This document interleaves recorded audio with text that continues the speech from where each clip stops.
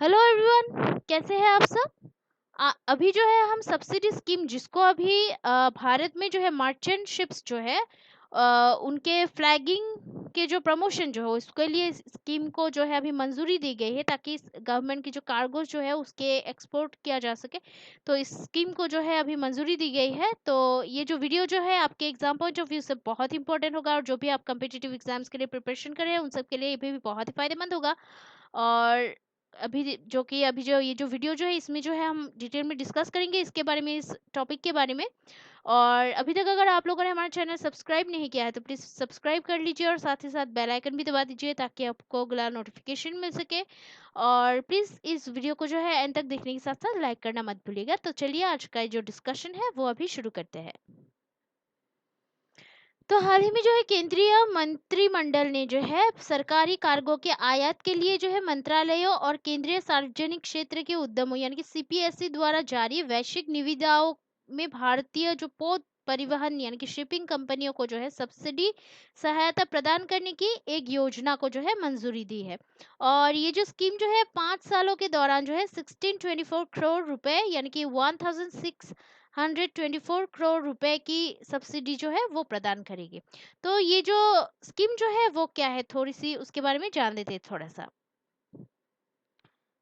तो अभी जो है ये जो योजना जो है फ्लैगिंग यानी कि ध्वजांकन में जो है वृद्धि की परिकल्पना करती है तथा भारतीय जहाजरानी क्षेत्र में जो है निवेश के लिए भारतीय कार्गो तक पहुंच प्रदान करेगी। फ्लैगिंग का तात्पर्य यानी कि ये जो राष्ट्रीय पंजीकरण द्वारा एक पोत को शामिल करने की प्रक्रिया से है तथा फ्लैगिंग आउट यानी कि राष्ट्रीय पंजीकरण के माध्यम से एक पोत को हटाने या अलग करने की प्रक्रिया है ये। ठीक है।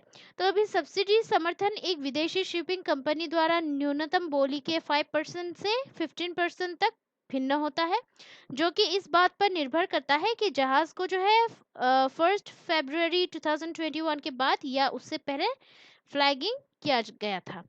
हालांकि पत्तन पोत परिवहन और जलमार्ग मंत्रालय के अनुसार जो है 20 साल से ज्यादा पुराने जहाज जो है इस स्कीम के तहत पात्र नहीं होंगे।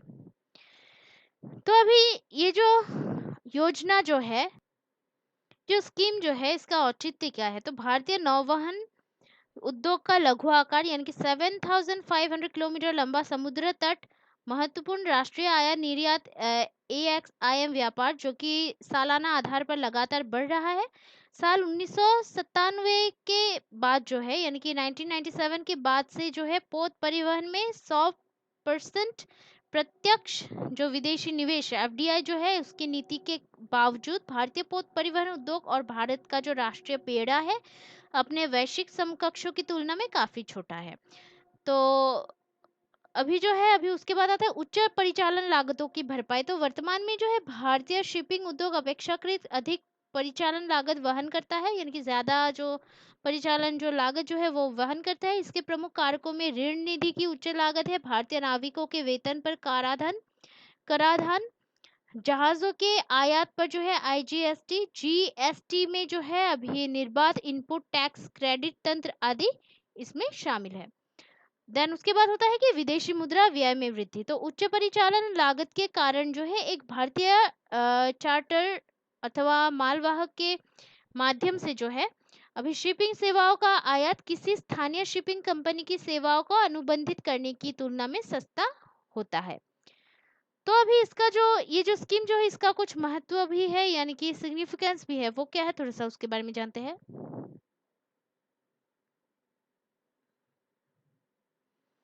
तो पहला जो है ये जो रोजगार सृजन की क्षमता है यानी कि जो कि मतलब भारतीय बेड़े में जो है वृद्धि से भारतीय नाविकों को प्रत्यक्ष रोजगार मिलेगा क्योंकि भारतीय जहाजों को जो है केवल भारतीय नाविकों को नियुक्त करना आवश्यक होता है।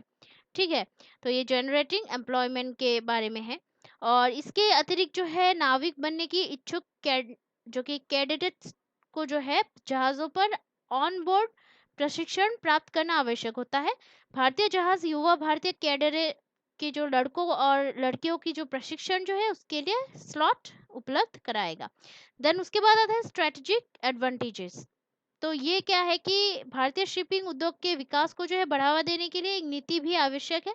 क्योंकि एक व्यापक राष्ट्रीय बेड़ा होने से भारत को जो है आर्थिक, वाणिज्यिक और सामरिक लाभ मिलेगा। देन उसके बाद आता है इकोनॉमिक एडवांटेजेस। तो अभी एक जो मजबूत और विविध स्वदेशी शिपिंग बेड़े से जो है न केवल विदेशी शिपिंग कंपनियों को किए जाने वाले माल ढुलाई में, मतलब ढुलाई बिल जो भुगतान में है, विदेशी मुद्रा की बचत होगी, बल्कि जो कि महत्वपूर्ण कार्गो के परिवहन हेतु विदेशी जो जहाजों पर जो भारत की अत्यधिक निर्भरता है वो भी कम होगी। यानी कि एक जो मजबूत और विविध स्वदेशी शिपिंग बेड़े जो है उससे न केवल विदेशी शिपिंग कंपनियों को किए जाने वाले माल ढुलाई बिल भुगतान में विदेशी मुद्रा की बचत होगी भारत में, बल्कि महत्वपूर्ण जो कार्गो की जो परिवहन हेतु विदेशी जहाजों पर जो भारत की जो मतलब अत्यधिक ज्यादा से ज्यादा जो निर्भरता है, मतलब डिपेंडेंस जो है भारत की, तो वो भी कम हो जाएगी। और इसी तरह जो है ये आत्मनिर्भर भारत के उद्देश्य को प्राप्त करने के साथ ही भारतीय जीडीपी में जो है योगदान करने में मदद करेगा। तो अभी के लिए जो है इस वीडियो में इतना ही है आज के लिए। कल हम फिर मिलते हैं एक नए टॉपिक के एनालिसिस के वीडियो के साथ। तब तक के लिए जो है हमारा चैनल देखते रहिएगा, लाइक शेयर सब्सक्राइब करना प्लीज मत भूलिएगा। कोई अगर सुझाव हो तो कमेंट करना प्लीज मत भूलिएगा, क्योंकि आपका जो सपोर्ट है वो हमें बहुत ही मोटिवेट करता है हार्ड वर्क करने के लिए। कोई अगर सुझाव मतलब और मतलब ये जो मतलब हमारे जो वीडियोस जो है इसको लाइक शेयर और सब्सक्राइब कर दीजिएगा। और ऐसे वीडियोस को बनाने के लिए हमें बहुत ही रिसर्च और परिश्रम की ज़रूरत होती, तो आशा करती हूँ हमारे परिश्रम को आप लोग सपोर्ट ज़रूर करेंगे। So please keep supporting us, keep watching our videos, like share and subscribe. Take care, जय हिंद।